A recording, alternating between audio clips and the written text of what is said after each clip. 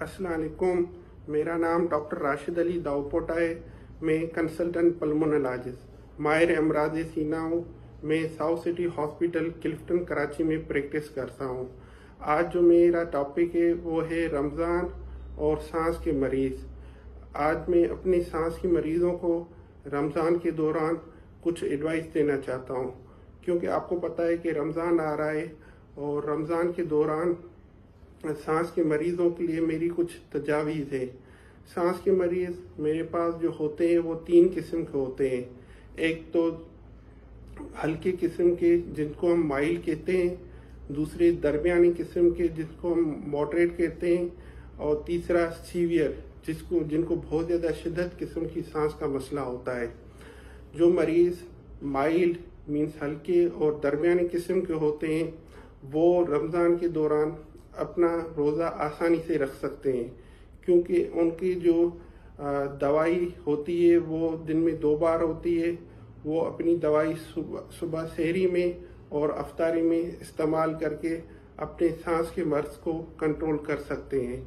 और जो मसला आता है वो जिनको शिद्दत किस्म की सीवियर किस्म की सांस का मसला होता है, क्योंकि उनको दिन में बीच बीच में सांस का मसला होता है, जिसके लिए उनको जो है नेबुलाइज़र या इन्हेलर की ज़रूरत पड़ती है। नेबुलाइज़र या इन्हेलर रोज़े में इस्तेमाल करना, उसके लिए 2 स्कूल ऑफ थाट्स हैं। एक तो ये है, कुछ उलमा हज़रात कहते हैं कि रोज़ेदार नेबुलाइज़र या इन्हेलर रोज़े में इस्तेमाल कर सकता है, क्योंकि ये दवाई सांस की नाली में जाती है और इससे रोज़े पे कोई असर नहीं पड़ता है।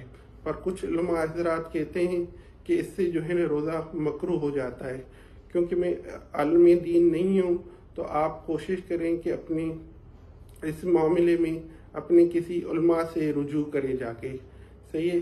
पर साइंटिफिकली अगर देखा जाए तो ये दवाई सांस की नाली में जाती है और ये सांस को बेहतर करने के लिए इस्तेमाल। ये दवाई जो है ना मैदे में नहीं जाती है, इसलिए साइंटिफिकली अगर देखा जाए तो इससे रोज़ा मकरूह नहीं होना चाहिए। ठीक है। और दूसरा ये है कि बाज़ औक़ात क्या होता है कि लोग रमज़ान में सहरी करते हैं और सहरी पेट भर के करते हैं और एकदम से लेट जाते हैं, जिसकी वजह से क्या होता है कि हमारी जो तेज़ाबियत होती है वो ऊपर रिफ्लेक्स करके आती है, और जो सांस के मरीज़ होते हैं उनकी जो सांस की बीमारी होती है वो एकदम से ट्रिगर या शिद्दत किस्म की अख्तियार करती है। तो इसलिए मेरी एडवाइस ये है कि कोशिश करें, एक तो खाना सहरी करने के दौरान इतना ज़्यादा या ऑयली किस्म का नहीं खाया जाए जिससे तेज़ाबियत बने, और दूसरा ये है कि अगर आप सहरी कर रहे हैं तो सहरी करके एकदम से लेट नहीं जाए। कोशिश करें कि 1 घंटा 2 घंटा बैठे रहें और उसके बाद जाके जो है ना लेट जाएं। तीसरा ये है कि अगर आप लेटते हैं तो कोशिश करें कि अपनी जो है सर को जो है ना इतना ऊपर रखें जिससे आपकी ये जो तेज़ाबियत है ये ऊपर की तरफ नहीं आए और आपकी सांस की नालियों पे या सांस के मर्ज को मसला पैदा नहीं करे। ठीक है। और दूसरा ये है कि मैं आपको और चीज़ भी बताना चाहता हूँ।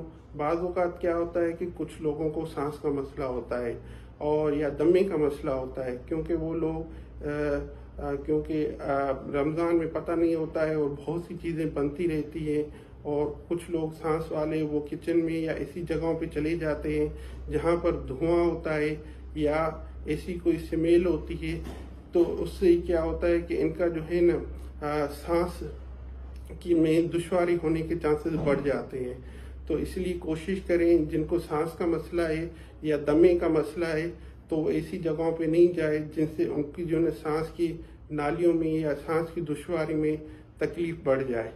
और इसके अलावा जो आखिरी चीज़ है जो मैं आपको बताने जा रहा हूँ वो ये है कि हमारे जो काफ़ी लोग होते हैं वो रोज़ा रखते हैं और स्मोकिंग भी करते हैं, क्योंकि रमज़ान में रोज़ा रखने के बाद, क्योंकि उसमें अल्लाह ने एक रमज़ान रोज़े में एक रहमत पैदा की हुई है, और दूसरा ये है कि वो 14-14 घंटे 15 घंटे वो सिगरेट की तरफ नहीं जाते हैं।